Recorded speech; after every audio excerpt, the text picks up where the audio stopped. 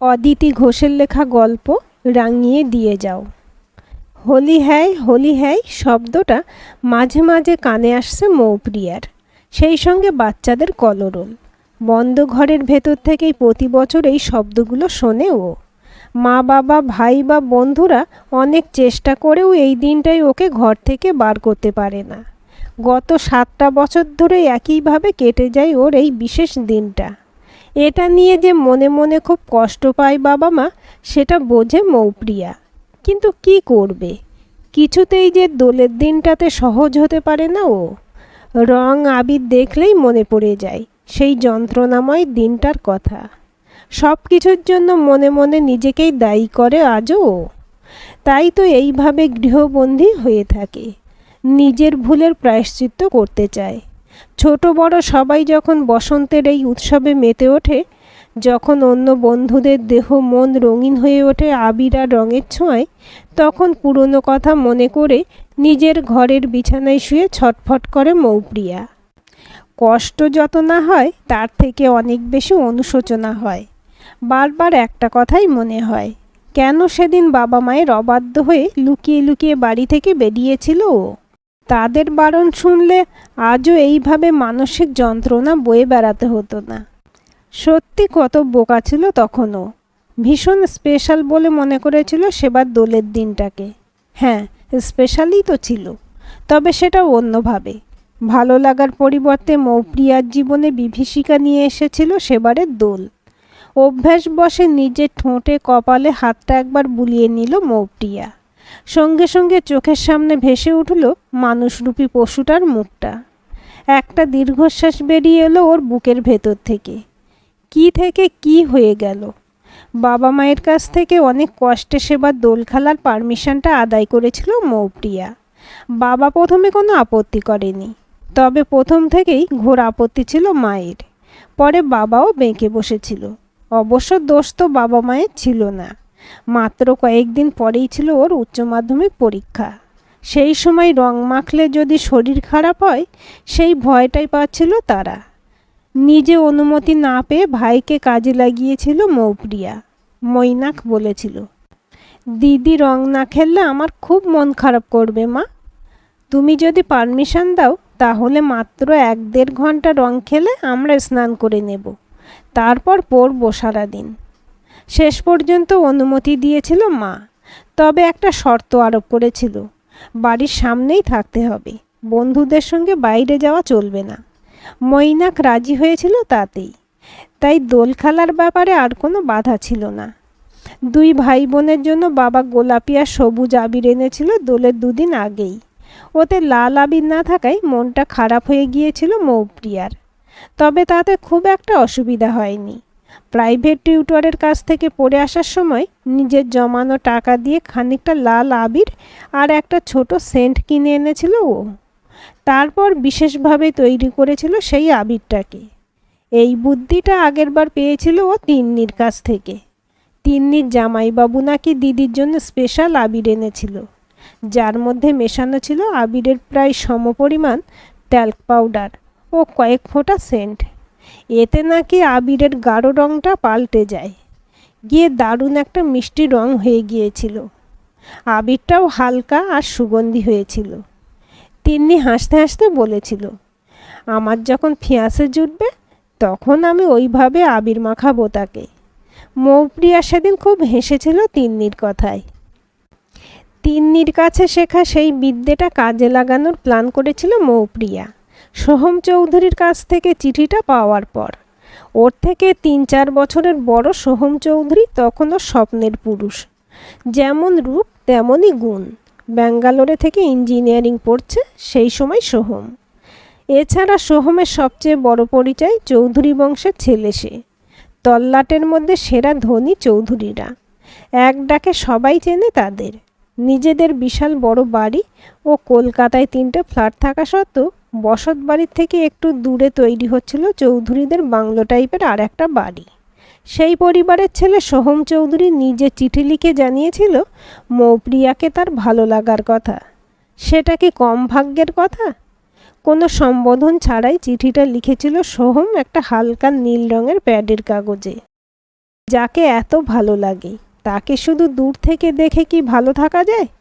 পাশে বসে একটু গল্প করতেও তো ইচ্ছে হয়, কিন্তু সে সুযোগ মেলে কই। তবে সুযোগ একটা আছে, সামনেই দোল। বড় ইচ্ছে হচ্ছে দোলের দিন আবির মাখাতে তোমায়। আমার ভালো লাগার রঙে রাঙিয়ে দিতে চাই তোমাকে। আমাদের নতুন বাড়িটাই আমি অপেক্ষা করব তোমার জন্য। তুমি অবশ্যই এসো, কিন্তু না এলে খুব কষ্ট পাবো। সোহমের কাছ থেকে পাওয়া এই আমন্ত্রণকে উপেক্ষা করার মতো মনের জোর ছিল না মৌপ্রিয়ার। তাই তো ভাইকে সঙ্গে নিয়ে দোলের দিন লুকিয়ে লুকিয়ে চলে গিয়েছিল নির্দিষ্ট ঠিকানায়।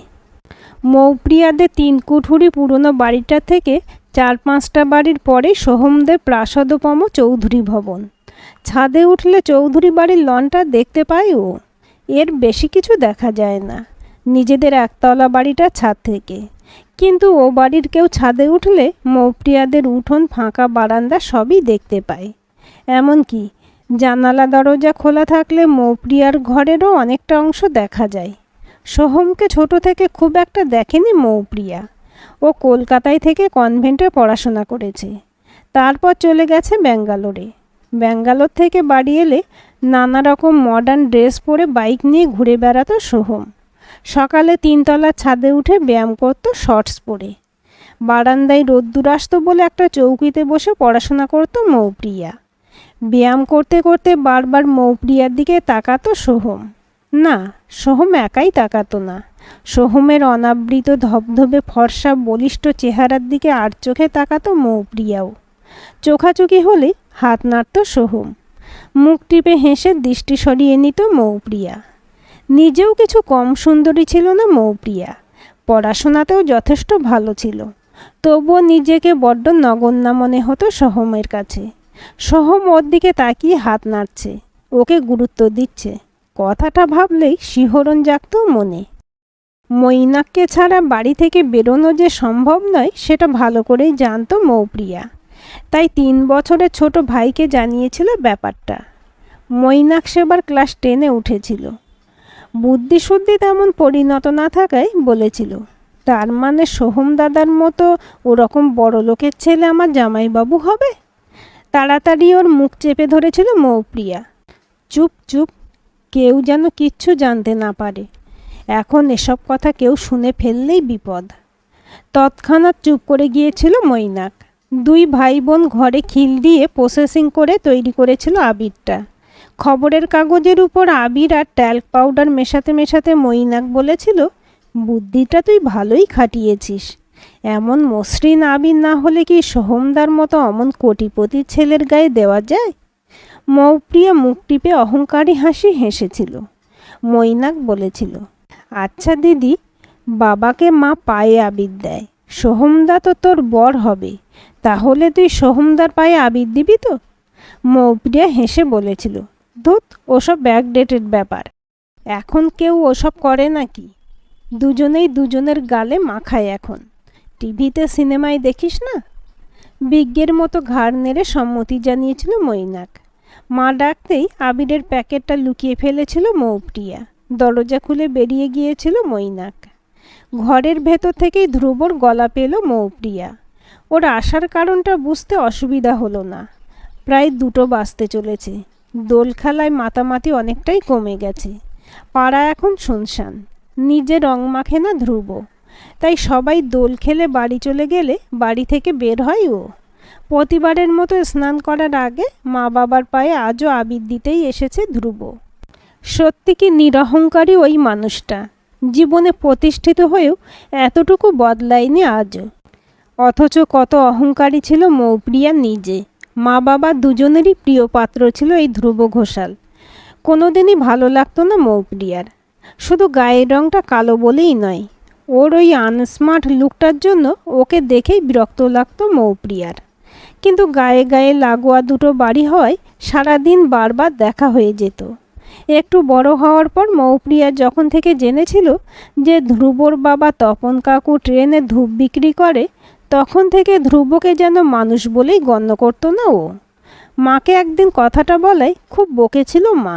বলেছিল, ধ্রুবর বাবা শিক্ষিত মানুষ, ওদের ফ্যাক্টরিতে লকআউট চলছে 7-8 বছর ধরে, তাই উনি ট্রেনে হকারি করেন। এতে অন্যায় তো কিছু নেই, বরং সেই হকারের ছেলে যখন স্কুলে ফার্স্ট হয় তখন সেটা হয় অহংকার করার মতো ব্যাপার। ওই ছেলেই দেখবি একদিন মা বাবার মুখ উজ্জ্বল করবে। মা যতই গুণগান করুক আর ভাই যতই ধ্রুবদার ভক্ত হোক না কেন, নিজের থেকে 2 বছরের বড় ধ্রুবদার জ্ঞানের কথা শুনলে অসহ্য লাগতো মৌপ্রিয়ার।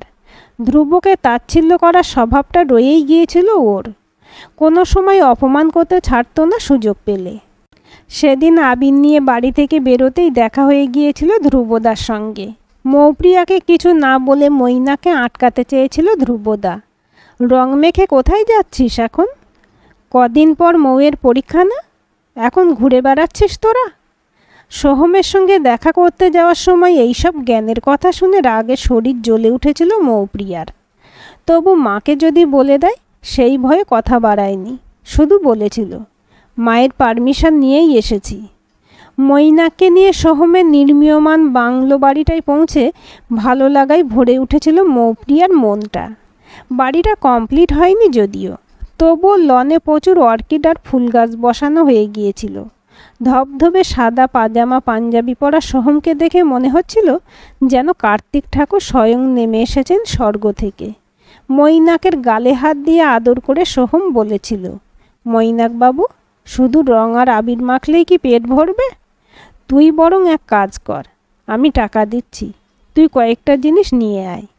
হবু জামাইবাবুর আদেশ পালন করতে এক পায়ে খাঁড়া মৈনাক বলেছিল, কি আনতে হবে তুমি বলো না সোহমদা।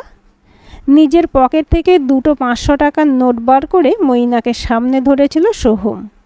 আমাদের 3 জনের জন্য ভালো সন্দেশ, 3টে কোল্ড ড্রিঙ্কস, 4-5 প্যাকেট চিপস, 3টে ক্যাডবেরি, এইসব আনবি। আর তুই নিজে একটা দামি আইসক্রিম কিনে একেবারে দোকানে খেয়ে আসবি। আনতে গেলে তো গলে যাবে, তাই না? সোহমের দিল খোলা মেজাজ দেখে মৈনাক শুধু নয়, খুশি হয়েছিল মৌপ্রিয়াও। মনে হয়েছিল মানুষটা শুধু বড় ঘরে ছেলেই নয়, বড় মনেরও। প্রথম দিনই আমার ভাইটাকে কত আপন করে নিয়েছে। কিন্তু সেই ভুল ধারণাটা ভাঙতে সময় লেগেছিল মাত্র কয়েক মিনিট। মৈনাক চলে যেতেই পলিথিনের ব্যাগ থেকে আবিরের প্যাকেটটা বার করেছিল মৌপ্রিয়া। সেটা হাতে নিয়ে লজ্জা মুখে দাঁড়িয়েছিল। সোহম না মাখালে নিজে আগে কি করে মাখাবে ওকে আবির? তাই সেই বিশেষ মুহূর্তটার জন্য পল অনুপল গুনছিল মৌপ্রিয়া। আবেশে জড়িয়েছিল ওর সমস্ত মন। ঠিক তখনই অতর্কিতে মৌপ্রিয়াকে আক্রমণ করেছিল সোহম। এক ঝটকায় টেনে ফেলে দিয়েছিল মৌপ্রিয়ার ওড়নাটা। তারপর মৌপ্রিয়াকে মেঝেতে শুয়ে টেনে হিঁচড়ে খুলে ফেলার চেষ্টা করছিল ও সালোয়ার কামিজ। একই সঙ্গে পাগলের মতো নিষ্পেষিত করছিল মৌপ্রিয়ার নরম শরীরটা। ঘটনার আকস্মিকতায় প্রথমে ঘাবড়ে গিয়েছিল মৌপ্রিয়া, কিন্তু নিজের সর্বনাশের চিন্তা মাথায় আসতেই আপ্রাণ চেষ্টায় নিজেকে ছাড়ানোর চেষ্টা করতে থাকে ও। তবুও কোনোভাবে ওই অমানুষটার বলিষ্ঠ 2টো হাতের বেষ্টনী থেকে নিজেকে মুক্ত করতে পারছিল না। অসহায়ভাবে ছটফট করতে করতে হঠাৎই বুদ্ধিটা এসে গিয়েছিল মৌপ্রিয়ার মাথায়। পাশে ছিটকে যাওয়া আবিরের প্যাকেটটা থেকে ছড়িয়ে পড়েছিল সমস্ত আবির। শুয়ে থাকা অবস্থাতেই হাত বাড়িয়ে বহু কষ্টে অল্প একটু আবির হাতের মুঠোয় তুলতে পেরেছিল মৌপ্রিয়া। সোহমের তখন কোনো দিকে খেয়াল ছিল না। চরম প্রাপ্তির জন্য অস্থির হয়ে উঠেছিল ও। মৌপ্রিয়া বাধা দেওয়ার আর চেষ্টা না করে আত্মসমর্পণের ভঙ্গিমায় শিথিল করেছিল দেহটা। ওর দিকে তাকিয়ে দম্ভের হাসি হেসেছিল সোহম। ভেবেছিল এবার তাহলে সত্যি সত্যি আত্মসমর্পণ করলো মেয়েটা। আশ্বস্ত হয়ে নিজের হাত দুটো আলগা করেছিল ও। ঠিক তখনই আবির সমেত হাতটা তুলে সোহমের চোখ দুটোতে ঘষে দিয়েছিল মৌপ্রিয়া। যন্ত্রণায় চিৎকার করে উঠে সোহম ছেড়ে দিয়েছিল মৌপ্রিয়াকে। সেই সুযোগে ঘর থেকে বেরিয়ে আসছিল মৌপ্রিয়া, কিন্তু তার আগে বন্ধ চোখ অবস্থাতেই ওকে ধরে ফেলেছিল সোহম। তবে উঠে দাঁড়াতে পেরে কিছুটা মনের জোর বেড়েছিল মৌপ্রিয়ার।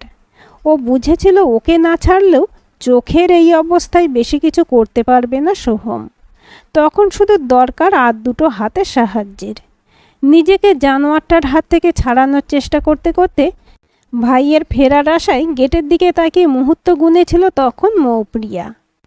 মৈনাক আসার আগেই গেট ঠেলে ভেতরে ঢুকেছিল ধ্রুব আর সঞ্জু।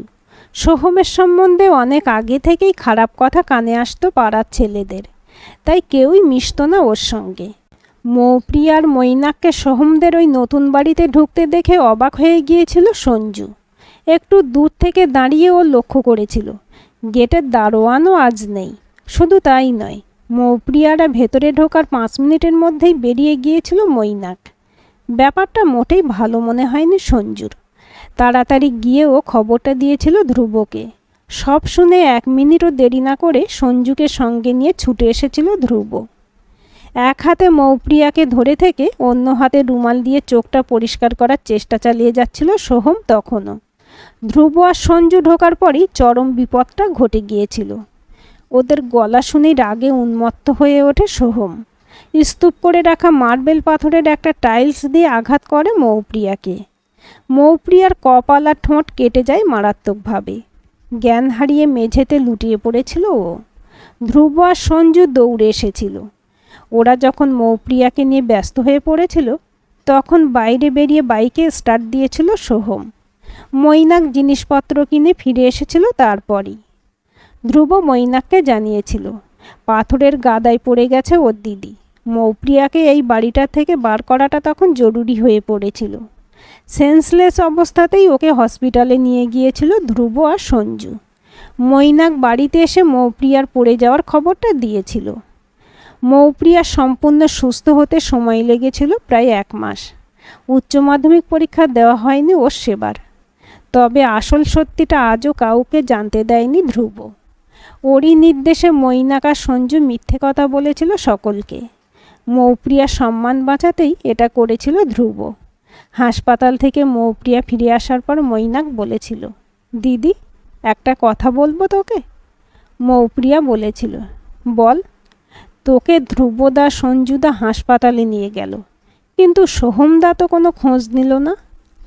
সোহমের নামটা শুনে ঘেন্নায় রিরি করে উঠেছিল মৌপ্রিয়ার শরীরটা। তবু নিজেকে সামলে নিয়ে বলেছিল, সোহম একটা জানোয়ার রে ভাই, ওর নাম জীবনে মুখে আনবি না। আজও সবাই জানে শখ করে পুকুরে নামতে গিয়ে বাঁধানো ঘাটে পড়ে গিয়েছিল মৌপ্রিয়া। কিন্তু সবাই না জানলেও সত্যিটা তো আর মিথ্যে হয়ে যায় না। সত্যিটা যে বড়ই যন্ত্রণার।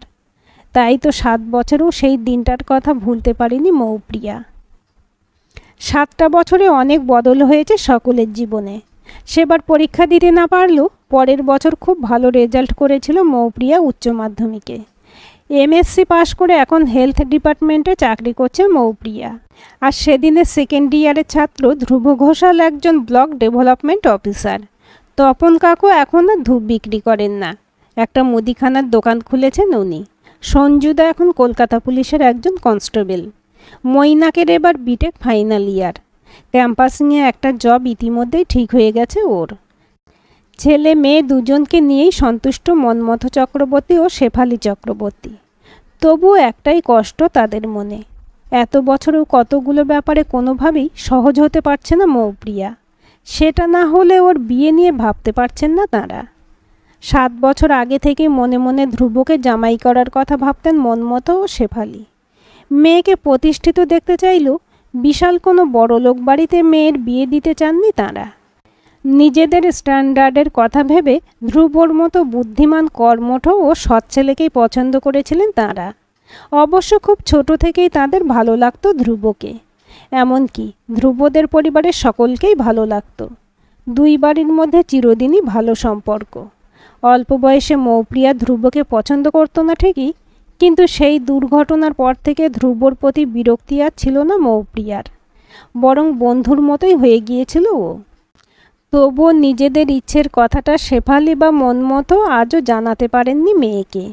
বিয়ের প্রসঙ্গ তুললেই বিরক্ত হয় মৌপ্রিয়া, তাই এই নিয়ে কোনো দিনই আলোচনা করতে পারেন না তাঁরা। সেদিন সেই মুহূর্তে মৌপ্রিয়াকে গ্রামীণ হাসপাতালে নিয়ে যাওয়া ছাড়া আর কোনো উপায় ছিল না ধ্রুবর কাছে। কোনো ডাক্তার সেদিন ছিল না হসপিটালে। তৎক্ষণাৎ অনেক স্টিচ দেওয়ার দরকার ছিল, সেই কাজটা ট্রেন্ড নার্সরাই করেছিলেন। সেই মুহূর্তে যেটা দরকার ছিল সেটা তারা করেছিলেন। কিন্তু কপাল থেকে ডান দিকের ভ্রুর কিছুটা অংশে ও ঠোঁটের একদিকে মাংস কিছুটা উঁচু হয়ে আছে আজও। ওটা পরে প্লাস্টিক সার্জারি করে ঠিক করার কথা যতবার উঠেছে ততবারই আপত্তি জানিয়েছে মৌপ্রিয়া। প্রতিবারই একই কথা বলেছে ও। রূপের প্রতি কোনো আসক্তি আমার নেই, দেখতে ভালো হতে চাই না আমি আর কোনো দিন। মেয়ে কেন কথা বলে আর কেনই বা সামান্য একটা দুর্ঘটনার জন্য দোলের দিন এভাবে দরজা বন্ধ করে ঘরে থাকে সেটা বুঝতে পারেন না মনমথো বা শেফালি কেউই। ধ্রুবর পরামর্শে অনেক সাধ্য সাধনা করে মেয়েকে সাইকিয়াট্রিস্টের কাছে নিয়ে গিয়েছিলেন মনমথো। সাইকিয়াট্রিস্ট বলেছিলেন মৌপ্রিয়ার মুখের ওই দাগগুলো যতদিন থাকবে ততদিন ও মানসিকভাবে সুস্থ হতে পারবে না, তাই প্লাস্টিক সার্জারি করা খুবই জরুরি। শুধু মা বাবা নয়, ধ্রুবও অনেক বুঝিয়েছে, কিন্তু কোনোভাবেই রাজি করাতে পারেনি মৌপ্রিয়াকে। ধ্রুব যে ইচ্ছে করেই এত দেরি করে মা বাবার পায়ে আবির দিতে আসে সেটা বোঝে মৌপ্রিয়া। ও হয়তো চায় মৌপ্রিয়া ঘর থেকে বেরুলে ওর মুখোমুখি হতে। ঘরের ভেতর থেকে প্রতিবার খেয়াল রাখে মৌপ্রিয়া। ধ্রুব চলে গেছে বুঝতে পারলে তারপর ঘর থেকে বেরোয় ও। মা বাবা মৈনাকের সঙ্গে গল্প করে চলে যায় ধ্রুব। অনেকক্ষণ ধ্রুবর গলা শুনতে না পেয়ে দরজা খুলল মৌপ্রিয়া, কিন্তু বাইরে বেরিয়েই অবাক হলো। ওর ঘরের সামনে একটা টুল নিয়ে চুপ করে বসে আছে ধ্রুব। ওর হাতে একটা আবির ভর্তি পিতলের ড্রেকাপ। মৌপ্রিয়া বলল, বেলা 2:30 বাজছে, তুমি এখনো বাড়ি যাওনি? কাকিমা তো না খেয়ে বসে থাকবে। ধ্রুব সামান্য হাসল, জানি, কিন্তু আমি যে মায়ের কাছে একটা প্রতিজ্ঞা করে এসেছি সেটা রক্ষা করাও তো আমার দায়িত্ব। কি প্রতিজ্ঞা? মা বলেছে মৌকে আবির না মাখিয়ে আজ তুই আসবি না। যদি আসিস তাহলে জানবো তোর মতো কাপুরুষ আর দুনিয়ায় নেই। আমিও মনে মনে ঠিক করেছি আজ তোকে আবির না মাখিয়ে সত্যিই যাব না আমি। এইসব ছেলে মানুষের মতো প্রতিজ্ঞা মানায় না বিডিও সাহেবকে। আমি তা মনে করি না। আমি অত্যন্ত সাধারণ একজন মানুষ, তাই আমার নিজের ইচ্ছা পূরণের ইচ্ছা থাকতেই পারে। তাছাড়া এই বাড়ির সকলের কাছে আমি যেমন ছিলাম তেমনই আছি, এইভাবেই থাকতে চাই বাকি জীবনটা। কেন এমন প্রতিজ্ঞা করলে তুমি? কারণ আমার মনে হয়েছে এরপর আমাকে আর ফেরাবি না তুই। কিছুক্ষণ চুপ করে দাঁড়িয়ে থেকে পায়ে পায়ে এগিয়ে এলো মৌপ্রিয়া। ধ্রুবর হাতে থালা থেকে এক মুঠো আবির তুলে নিয়ে ধ্রুব দুটো পায়ের উপর ছড়িয়ে দিল ও। ধ্রুব তৎক্ষণাৎ উঠে মুঠো ভর্তি আবির নিয়ে মাখিয়ে দিল মৌপ্রিয়ার গালে কপালে। পুরো 7 বছর পর আবির স্পর্শ করল মৌপ্রিয়া। না, কোনো মানসিক চাপ অনুভব করছে না মৌ, বরং একটা অদ্ভুত রকম অনুভূতি হচ্ছে ওর। ভালোবাসা শ্রদ্ধা মিলেমিশে একাকার হয়ে যাওয়া একটা সুন্দর অনুভূতি। দুজনে দুজনের দিকে তাকে তৃপ্তির হাসি হাসল। মৌপ্রিয়ার হাত দুটো নিজের মুঠোর মধ্যে তুলে নিয়ে আলতো চাপ দিল ধ্রুব। আজ এই দোলের দিনে নতুন করে রেঙে উঠল দুটো মন। নতুন স্বপ্ন বুকে নিয়ে মনে মনে অঙ্গীকারবদ্ধ হলো ওরা। আজকের গল্পটি কেমন লাগলো কমেন্ট করে জানাবেন। ভালো লাগলে লাইক, শেয়ার এবং হাইপ করবেন। আর চ্যানেলটি সাবস্ক্রাইব করে বেল আইকনটি ক্লিক করে রাখতে ভুলবেন না।